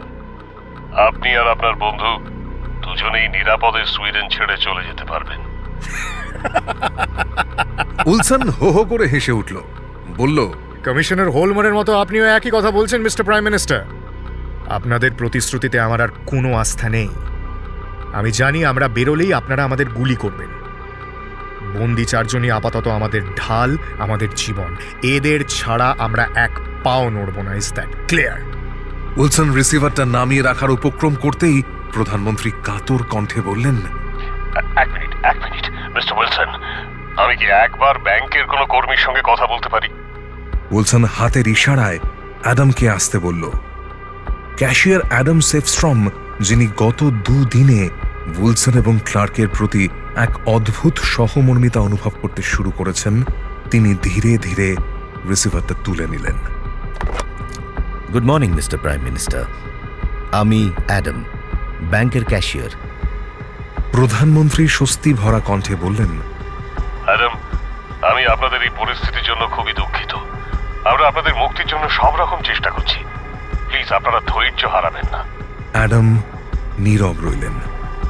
এক মুহূর্তের জন্য তার চোখে ভেসে উঠল প্রথম দিন উলসনের ছোড়া গুলির শব্দ, তারপর ক্লার্কের করুণার হাসি, আর গত রাতে ক্রিস্টিনের গাওয়া গানের সুর। তিনি দেখলেন ব্রিটা, ক্রিস্টিন আর এলিজাবেথ সবাই মাথা নেড়ে তাকে ইঙ্গিত করছেন। তারা চান না এই মুহূর্তে উলসন বা ক্লার্ককে ছেড়ে বেরিয়ে যেতে। অ্যাডাম ধীরে ধীরে বললেন, স্যার, আমি দুঃখিত। আমরা এখন এখান থেকে বেরোতে পারবো না। আমরা একসঙ্গেই বেরোবো। উলসন ও ক্লার্ক ছাড়া আমরা বাইরে যাব না। প্রধানমন্ত্রী যেন নিজের কানকেই বিশ্বাস করতে পারছেন না। এসব কি বলছেন অ্যাডাম? আপনাদের জিম্মি করা হয়েছে, আপনারা কেন তাদের সঙ্গে বেরোবেন? অ্যাডাম শান্ত অথচ দৃঢ় কণ্ঠে বললেন, স্যার, আপনি ভুল করছেন। ওরা আমাদের কোনো ক্ষতি করেনি, বরং পুলিশই বারবার চালাকি করার চেষ্টা করেছে। উলসন ও ক্লার্কের জীবন এখন আমাদের সঙ্গে বাঁধা। আমরা আলাদা বেরিয়ে গেলে পুলিশ ওদের গুলি করবে, আর সেটা আমরা হতে দেব না। আমরা সবাই একসঙ্গে বেরোব। আপনি ওদের গাড়ি দিন, ওরা আমাদের শহরের বাইরে ছেড়ে দেবে, তারপর ওরা চলে যাক। প্রধানমন্ত্রীর কণ্ঠস্বর যেন আরো দৃঢ় হল। That's not possible Adam. আপনি উলসনকে বলুন এই পাগলামি বন্ধ করতে। সরি স্যার, আমি পারবো না। আমি যা বলার বলে দিয়েছি। আমাদের নিয়ে আর কোনো আলোচনা করার প্রয়োজন নেই। কথা শেষ করে অ্যাডাম রিসিভারটা আলতো করে কাউন্টারের ওপর রাখলেন। উলসন তার দিকে তাকিয়ে হাসল। Thanks Adam, thank you. এই কথোপকথন চলার মধ্যেই কাঁচ ভাঙার মৃদু একটা শব্দ শোনা গেল। পুলিশ এবার জানলা ভেঙে ভেতরে গ্যাস ছোড়ার চেষ্টা করছিল। উলসন দ্রুত ভল্টের দিকে ফিরল। এ তো মহা যন্ত্রণা।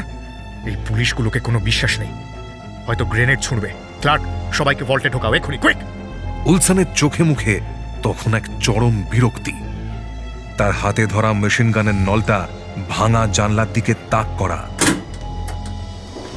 ভল্টের বাইরে যে ছোট আপৎকালীন ঘরটিতে তারা ছিলেন, সেটার দরজা ঠেলে এবার সবাই ধীরে ধীরে ব্যাংকের আসল ভল্টের দিকে এগিয়ে গেলেন। ভল্ট ব্যাংকের সবচেয়ে সুরক্ষিত জায়গা, যেখানে বাইরে থেকে আলো ঢোকার কোনো সুযোগ নেই। ক্লার্ক দ্রুত এলিজাবেথ, ব্রিটা, ক্রিস্টিন আর অ্যাডামকে ভল্টের ভিতরে ঢুকিয়ে দিল। ক্রিস্টিন ঢোকার মুহূর্তে শেষবারের মতো উলসনের দিকে তাকালেন। ভয়ের পরিবর্তে তার চোখে ছিল এক অদ্ভুত মমতা। উলসন এবং ক্লার্কও টাকার বস্তা আর বন্দুক নিয়ে ভেতরে ঢুকল। ক্লার্ক সশব্দে ভল্টের ভারী দরজাটা বন্ধ করে দিল।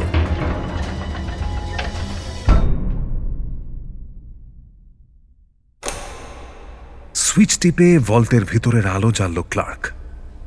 ভল্টের ভিতরে প্রচুর টাকার বান্ডিল, মূল্যবান গয়না আর নথিপত্র স্তূপাকার হয়ে আছে। বাইরের জগতের সমস্ত কোলাহল যেন এই ভল্টের পুরু লোহার দেওয়ালের ওপাশে চিরতরে নির্বাসিত হল। যারা বাইরের শত্রুর হাত থেকে বাঁচার জন্য ডাকাতদের সঙ্গে হাত মিলিয়েছেন। এখন আমরা সেফ। এখানে পুলিশ আমাদের নাগাল পাবে না। এদিকে ক্রিস্টিন, ব্রিটা, এলিজাবেথ আর অ্যাডাম চারজনই চুপচাপ দাঁড়িয়ে রইলেন।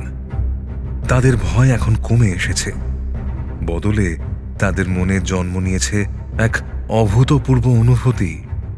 তারা এখন ডাকাতদের জিম্মি নন, তারা যেন একই দুর্ভাগ্যের শিকার, যারা বাইরের শত্রুর হাত থেকে বাঁচার জন্য ডাকাতদের সঙ্গেই হাত মিলিয়েছেন। এলিজাবেথ এবং অ্যাডামও একই কথা বললেন। এই ভল্টের ভেতর থেকেই শুরু হলো এক নতুন আর অনিশ্চিত অধ্যায়। বাইরের দুনিয়া থেকে বিচ্ছিন্ন, নিজেদের জীবন মৃত্যুর সঙ্গে আপোষ করা এই ছজন মানুষ, যারা একে অপরের প্রতি এক অদ্ভুত নির্ভরতার জালে জড়িয়ে আছে। পঞ্চম দিন স্টকহোমে ওল্ড চার্চ স্কোয়ারের ব্যাংক সংলগ্ন ক্যাফেটিতে বর্তমানে পুলিশের অস্থায়ী কমান্ড পোস্ট। টেবিলের উপর ছড়ানো ব্যাংকের ফ্লোর প্ল্যান, ওয়্যারলেস সেট আর কফির কাপের ভিড়ে প্রায় ডুবে আছেন কমিশনার হ্যান্স হোলমার। তার মুখে দীর্ঘ 5 দিনের ক্লান্তি আর চরম হতাশার ছাপ। উল্টো দিকে বসা ইন্সপেক্টর রড্রি, তার চোখেও একই রকমের উদ্বেগ, তবে এক ধরনের দৃঢ়তাও লক্ষণীয়। সজাগ চোখে রড্রি তাকালেন তার সিনিয়রের দিকে। গম্ভীর কণ্ঠে বলে উঠলেন হোলমার, প্রধানমন্ত্রীও চূড়ান্ত সিদ্ধান্ত জানিয়েছেন, আর কোনো আলোচনা নয়। ব্যাংক কর্মীদের জীবন বিপন্ন না করে পরিস্থিতি নিয়ন্ত্রণে আনতেই হবে। অপারেশন শুরু করো। আই আন্ডারস্ট্যান্ড এভরিথিং স্যার, কিন্তু কিভাবে করব? দরজা ভেঙে ঢুকতে গেলে ওরা যদি ওই ব্যাংক কর্মীদের মেরে ফেলে? আচ্ছা, ওদের অবস্থান আন্দাজ করতে পারছো? হ্যাঁ স্যার, ওরা এখন সম্ভবত ভল্টের ভেতরে আছে। স্যার, আমার মাথায় একটা প্ল্যান এসেছে। কি প্ল্যান? ভল্টের ছাদ ফুটো করে সেখান থেকে যদি কাঁদানে গ্যাস ছোঁড়া যায়। ছুঁড়লে কিন্তু তাতে লাভ? তোমরা ভেতরে কি করে ঢুকবে? তাছাড়া ভল্টের ভেতরে ওরা কি অবস্থায় আছে আমরা তো জানি না। গ্যাস ব্যবহার করলে ওরা যদি ব্যাংক কর্মীদের ক্ষতি করে, আর যদি ভল্ট যথেষ্ট মজবুত হয়, ছাদ ফুটো করতে বেশি সময় লেগে গেলে আমাদের স্পেশাল ফোর্সের টিম রেডি আছে স্যার। ভল্টের একদম উপরের অংশের ঢালাই কম্পারেটিভলি দুর্বল। 1 ঘন্টার মধ্যে ছিদ্রে গ্যাস ঢোকানোর কাজ শুরু করা যাবে। ছিদ্রটা তৈরি হয়ে গেলে প্রথমে টিয়ার গ্যাস বা স্লিপিং গ্যাস ব্যবহার করা হবে। গ্যাস কাজ শুরু করার আগেই স্নাইপার টিমকে প্রস্তুত থাকতে হবে। যদি উলসন বা ক্লার্ক বন্দীদের ওপর গুলি চালাতে যায়, তাহলে সঙ্গে সঙ্গে ওদের ওপর ফায়ার করা হবে। হোলমার তার শরীরটা সামনের দিকে ঝুঁকিয়ে আনলেন। বন্দীদের কি হবে রড্রি, বন্দীদের কি হবে? যা বুঝতে পারছি, কোনো এক অদ্ভুত কারণে ওরা এখন অপরাধীদের পক্ষ নিচ্ছে। অ্যাডাম তো সরাসরি প্রধানমন্ত্রীর অনুরোধ প্রত্যাখ্যান করল। আমরা যখন ভল্টের ভেতরে ঢুকবো, ওরা যদি উলসনদের আড়াল করার চেষ্টা করে। রড্রি দীর্ঘশ্বাস ফেললেন, বললেন, বিষয়টা আমার কাছেও অদ্ভুত ঠেকছে স্যার। ওরা এখন উলসন আর ক্লার্কের স্বপ্ন আর নিজেদের জীবনের মধ্যে কোনো ডিফারেন্স খুঁজে পাচ্ছে না। ওরা মনে করছে ওরা আলাদা বেরিয়ে এলে পুলিশ উলসনদের মেরে ফেলবে, আর সেটা ওরা হতে দিতে চাইছে না। এই মুহূর্তে উলসন আর ক্লার্কের জীবনের উপর পুলিশের যে কোনো স্টেপকে ওরা নিজেদের জীবনের উপর হামলা বলেই মনে করবে। শোনো, আমাদের টিমকে বিশেষভাবে সতর্ক থাকতে হবে যাতে বন্দীরা কোনোভাবেই ক্ষতিগ্রস্ত না হয়। এমনকি তারা যদি স্বেচ্ছায় বাধা দেওয়ার চেষ্টা করে তবু। রড্রির চোখে আবার পুরনো দৃঢ়তা ফিরে এলো। তিনি টেবিলে রাখা ফ্লোর প্ল্যানের উপর আঙুল রাখলেন। ফাইন স্যার, প্ল্যান অনুযায়ী কাজ হবে। ছাদ ফুটো করার কাজ শুরু হবে রাত 3টে। আশা করি ওরা তখন ঘুমোবে, ফলে আমাদের কাজ করতে সুবিধে হবে। শোনো, কোনো ধরনের কোনো ক্যাজুয়ালিটি যেন তৈরি না হয় রড্রি, খেয়াল রেখো। দৃঢ় কণ্ঠে উত্তর দিলেন ইন্সপেক্টর রড্রি। হবে না স্যার, আজ রাতেই আমরা এই নাটকের জবনিকা টানব। পঞ্চম দিন পার হয়ে রাত প্রায় শেষের দিকে। স্টকহোমে রাত তখন প্রায় 3টে। ওল্ড চার্চ স্কোয়ারের চারপাশে পুলিশি তৎপরতা অনেকটাই কমে এসেছে। ব্যাংকের ভিতরে থাকা কেউই বুঝতে পারল না কি ঘটছে বাইরে। ভল্টের ছাদে স্পেশাল ফোর্সের একটা টিম নিঃশব্দে কাজ শুরু করেছে। ভল্টের ওপরের অংশে, যেখানে ঢালাই তুলনামূলকভাবে দুর্বল, সেখানে একটা বিশেষ ড্রিল মেশিন দিয়ে ছিদ্র তৈরির কাজ শুরু হলো। তীক্ষ্ণ ধাতব ঘর্ষণের শব্দ যেন ভল্টের ছাদ ভেদ করে ভেতরে পৌঁছতে না পারে, তার জন্য বিশেষ ব্যবস্থাও নেওয়া হয়েছে। রড্রি অবশ্য নিশ্চিত ছিলেন ভল্টের ভিতরে যারা ঘুমোচ্ছে সহজে তাদের ঘুম ভাঙবে না। কেনই বা ভাঙবে? রাতের খাবারের সঙ্গে যে তিনি বেশ খানিকটা ঘুমের ওষুধ মিশিয়ে দিয়েছেন। প্রায় 1 ঘন্টা পর ভল্টের ছাদের ঢালাইয়ে একটা ছোট্ট ছিদ্র তৈরি হলো।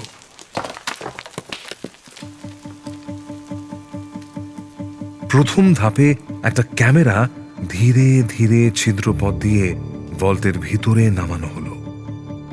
কমান্ড পোস্টের মনিটরে ভেসে উঠল ক্যামেরার দৃশ্য। ভল্টের ভিতরে গয়না আর নোটের বান্ডিলের স্তূপের পাশে জড়সড় হয়ে চুপচাপ শুয়ে রয়েছে 6টি মানুষ। ক্রিস্টিন, ওর মাথা এলিজাবেথের কাঁধে, পাশে ব্রিটা আর অ্যাডাম। অন্যদিকে ক্লার্ক আর উলসনও মেঝেতে গুটিসুটি শুয়ে আছে। ক্লান্তির গভীর ছাপ ওদের প্রত্যেকের চেহারায়। ঘুমের মধ্যে সবাই যেন এক অদ্ভুত নিরাপত্তা খুঁজে পেয়েছে, যেখানে মুছে গেছে ডাকাত আর বন্দির সমস্ত ভেদাভেদ। ওয়্যারলেসে স্পেশাল টিমকে নির্দেশ দিলেন Rodri. Tear gas ready? Yes sir. Great, দ্রুত অপারেশন শুরু করো। ক্যামেরা সরিয়ে নেবার কয়েক সেকেন্ডের মধ্যে ছাদের ছিদ্রপথ দিয়ে একটা বিশেষ ধরনের কাদানে গ্যাসের ক্যানিস্টার ভেতরে ছুঁড়ে মারল পুলিশ। মুহূর্তের মধ্যে গ্যাসের ধোঁয়া ভল্টের সীমিত জায়গার ভিতরে দ্রুত ছড়িয়ে পড়ল। কয়েক মিনিটের মধ্যেই ভল্টের ভেতরের নীরবতা ভেঙে গেল এক ভয়াবহ চিৎকারে। ঘুমের মধ্যেই 6 জনের নাক মুখ জ্বলে উঠল, চোখ দিয়ে জলের ধারা নামতে শুরু করলো। ক্রিস্টিন তীব্র যন্ত্রণায় কুঁকড়ে উঠলেন। দম বন্ধ হয়ে যাওয়ার অনুভূতি গ্রাস করল তাকে। ব্রিটা, এলিজাবেথ আর অ্যাডামও কাশতে কাশতে লাফিয়ে উঠে পড়ল। তারা বুঝতেই পারছে না ঠিক কি ঘটছে।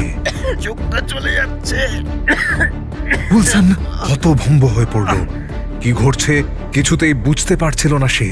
তীব্র জ্বালা আর শ্বাসকষ্টের মধ্যে কোনো মতে চোখ খুলল। অঝোর ধারায় জল গড়িয়ে পড়ছে তার চোখ থেকে। এই অস্বাভাবিক পরিস্থিতির মধ্যে সে তার হাতের কাছে থাকা বন্দুকের কথা সম্পূর্ণ ভুলে গেল। তীব্র যন্ত্রণার মধ্যে উইলসন একবার মাথা তুলে তাকালো উপরের দিকে। বেশ কয়েকটা টর্চের আলো ভেতরে পড়ছে। উইলসন দেখল ছাদের ঠিক মাঝখানে একটা বড় ফুটো, আর সেই ফুটো বেয়ে অন্ধকারে ঢাকা ভল্টের ভেতরে টর্চের আলো ফেলে নিচে নেমে আসছে বেশ কয়েকজন পুলিশ অফিসার। প্রত্যেকের হাতে অটোমেটিক বন্দুক, মুখে গ্যাস মাস্ক। ক্লার্কও ততক্ষণে কাশতে কাশতে উঠে দাঁড়িয়েছে। সেও ছাদ থেকে নেমে আসা পুলিশের দেখতে পেয়েছে। তার মুখ দিয়ে অস্ফুটে বেরিয়ে এলো, Eric, police! Police, Eric! Wilson রাগে আর হতাশায় চিৎকার করে উঠল, বিশ্বাসঘাতক সোয়াইন! পুলিশের ভারী বুটের শব্দে ভল্টের ভেতরে হইচই শুরু হলো। ক্রিস্টিন, এলিজাবেথ, ব্রিটা, অ্যাডাম সবাই যন্ত্রণায় ছটফট করতে করতে উইলসন আর ক্লার্কের কাছাকাছি সরে এলো। তাদের মধ্যে এক অদ্ভুত আতঙ্ক।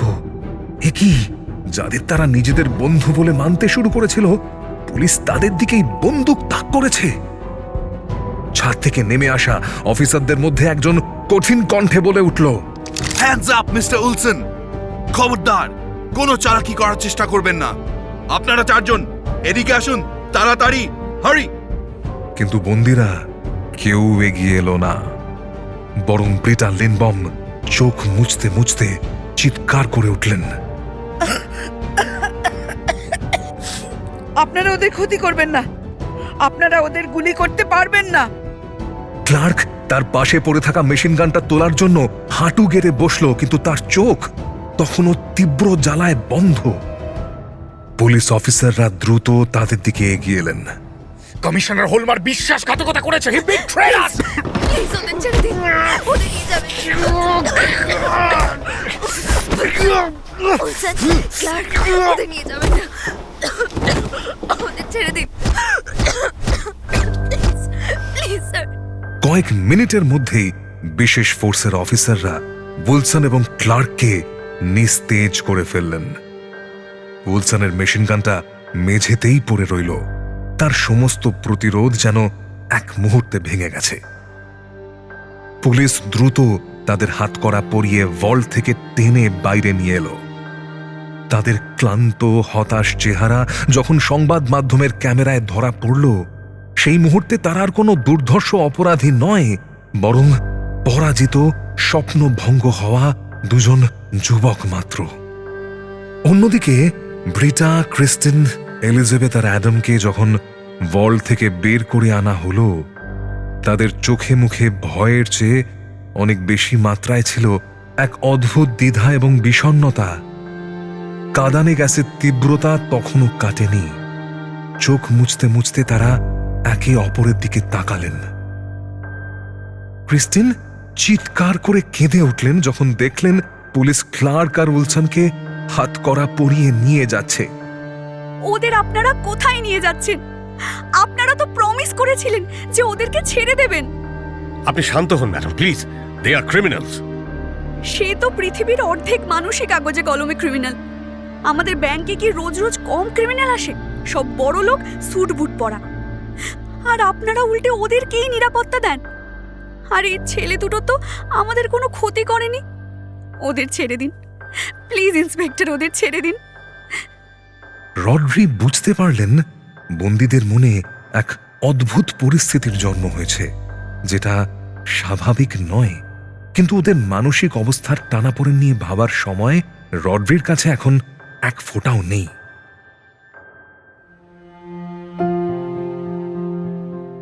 ওদের চারজনকে পুলিশের চিকিৎসা কর্মীর জিম্মায় ছেড়ে দিলেন রডরি। যে ডাক্তার ওদের প্রাথমিক চিকিৎসা দিতে এলেন, তিনি খেয়াল করলেন ব্যাংক কর্মীরা যেন মুক্তি পেয়েও খুশি নন। এই পণবন্দি দশার ঘটনাটি গোটা সুইডেন এবং পরবর্তীতে আন্তর্জাতিক মহলে এক নতুন আলোচনার সূত্রপাত ঘটাল। জন্ম হল স্টকহোম সিনড্রোম নামে এক নতুন শব্দবন্ধের। কয়েক মাস পর স্টকহোমের আদালতে ক্লার্ক এবং এরিক উলসনের বিচার শুরু হল। তাদের বিরুদ্ধে একাধিক গুরুতর অভিযোগ, ব্যাংক ডাকাতির চেষ্টা, পণবন্দি করা এবং সরকারি কাজে বাধা দেওয়া। এই চাঞ্চল্যকর মামলার দিকে গোটা দেশের চোখ ছিল। কিন্তু আদালতে ঘটল এক অপ্রত্যাশিত ঘটনা। বিচারের দিন যখন বন্দীদের সাক্ষ্য নেওয়ার জন্য ডাকা হলো, তারা কেউই উলসন বা ক্লার্কের বিরুদ্ধে কোনো নেতিবাচক কথা বললেন না। প্রথমে উঠলেন ব্রিটা লেনবম। দৃঢ় কণ্ঠে তিনি বিচারককে বললেন, আমি বাইবেলে হাত রেখে বলতে পারি, উলসন এবং ক্লার্ক ওরা আমাদের কোনো ক্ষতি করতে চায়নি। বরং পুলিশ যখন আমাদের উদ্ধার করবার নামে ফাঁদ পেতেছিল, ওরা বারবার আমাদের জীবন বাঁচানোর চেষ্টা করেছে। ওরা অপরাধী হলেও আমি ওদের মধ্যে এক সরলতা দেখেছিলাম। ওদের প্রয়োজন ছিল শুধু একটা নতুন জীবনের। এরপর এলেন ক্রিস্টিন। তিনি শান্ত স্বরে বললেন, আমি ওদের ভয় পাইনি। ওরা চেয়েছিল আমরা যেন ওদের সঙ্গে নিরাপদেই সুইডেন ছেড়ে চলে যাই। ভল্টের ভেতর ওদের সঙ্গে কাটানোর সময়টা আমার কাছে ছিল একটা অদ্ভুত অভিজ্ঞতা। আমি চাই না ওদের জীবনটা নষ্ট হোক। এলিজাবেথ তার মেয়ের জন্মদিনের রাতে উলসনের সান্ত্বনা আর ক্লার্কের সঙ্গে ভাগ করে নেওয়া খাবারের কথা উল্লেখ করলেন। অ্যাডাম তো সরাসরি বললেন, ওরা মানুষ, পরিস্থিতিতে ওরা ভুল করেছে, কিন্তু ওরা খুনি নয়, ওরা আমাদের বন্ধু। কোনো পণবন্দি ওদের বিরুদ্ধে সাক্ষ্য দিলেন না, বরং তাদের মনে উলসন এবং ক্লার্কের প্রতি এক গভীর সহমর্মিতা কাজ করছিল। তবে বন্দীদের এই সমর্থন সত্ত্বেও আইনের হাত থেকে নিষ্কৃতি পেলেন না উলসন এবং ক্লার্ক। বিচারক মামলার সমস্ত তথ্য এবং প্রমাণের ভিত্তিতে রায় ঘোষণা করলেন। উলসনকে দীর্ঘমেয়াদী কারাদণ্ড এবং ক্লার্ককে তার পূর্বের অপরাধের জন্য আর এই ব্যাংক ডাকাতির চেষ্টার জন্য আরও কঠিন সাজা শোনানো হলো। অথচ মজার বিষয় হল, পুলিশ নিজেই ক্লার্ককে ব্যাংকের ভিতরে ঢুকতে দিয়েছিল। উলসন এমনিতেই প্যারোলে বাইরে এসেছিলেন কয়েক মাসের জন্য। প্যারোলের শর্ত ভঙ্গ করার জন্য আবার তাকে ফিরতে হলো জেলে। এক নীরব দীর্ঘশ্বাস ফেলে উলসন এবং ক্লার্ক পুলিশের গাড়িতে চেপে কারাগারের পথে রওনা হলো। ওল্ড চার্চ স্কোয়ারের সেই ব্যাংক ডাকাতি, যা চারজন পণবন্দীকে ডাকাতদের প্রতি সহানুভূতিশীল করে তুলেছিল, তার যবনিকাপাত হল সুইডেনের এক নাম না জানা কারাগারে। আমাদের আজকের ওয়ার্ল্ড ক্রাইম এই পর্যন্তই। তবে গল্প শেষ করার আগে কিছু তথ্য আপনাদের জানিয়ে যাই। স্টকহোমের এই ব্যাংক ডাকাতির পর পণবন্দীরা তাদের মুক্তিদাতাদের বদলে ডাকাতদের পক্ষ নিতে শুরু করেছিলেন।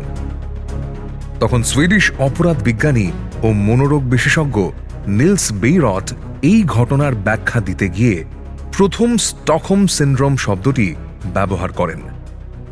এই মনস্তাত্ত্বিক শব্দটি এই অবস্থাকে বোঝায় যেখানে পণবন্দী বা ভিকটিমরা দীর্ঘ সময় ধরে তাদের অপহরণকারী বা তাদের উপর অত্যাচার করা মানুষের প্রতি সহানুভূতি, বিশ্বাস বা ইতিবাচক আবেগ তৈরি করে ফেলে।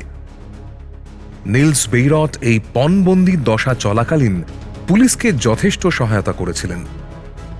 তিনি বন্দীদের সাথে সরাসরি দেখা না করেই তাদের এই অস্বাভাবিক প্রতিক্রিয়াকে ব্রেন ওয়াশিং এর ফল হিসেবে আখ্যা দেন, যা পরবর্তীতে স্টকহোম সিনড্রোম নামে পরিচিতি পায়।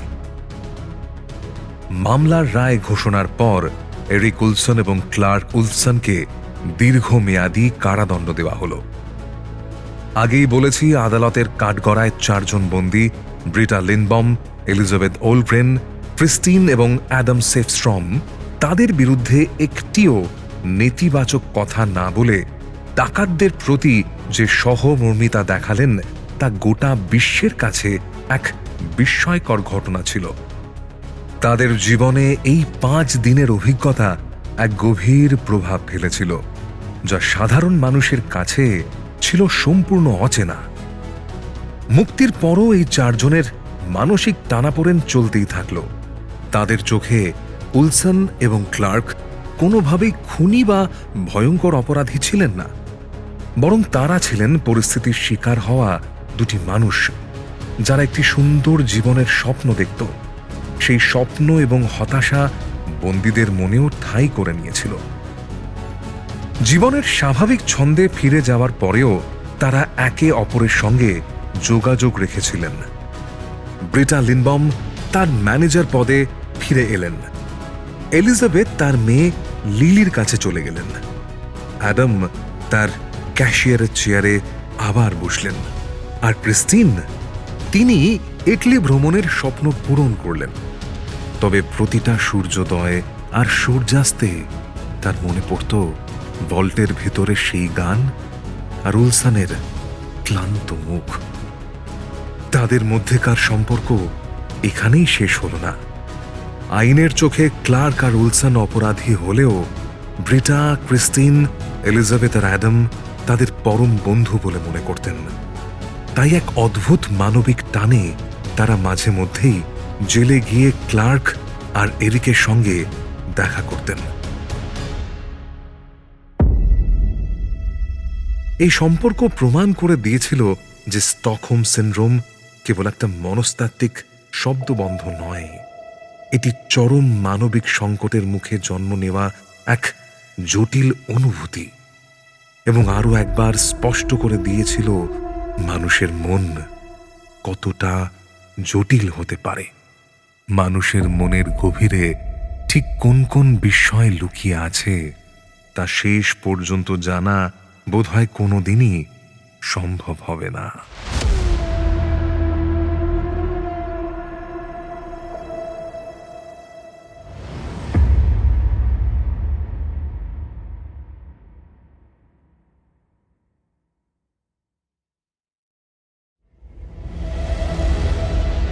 মির্চি বাংলা অরিজিনালসের বিশেষ নিবেদন, ক্রাইম কথা কথা কথা।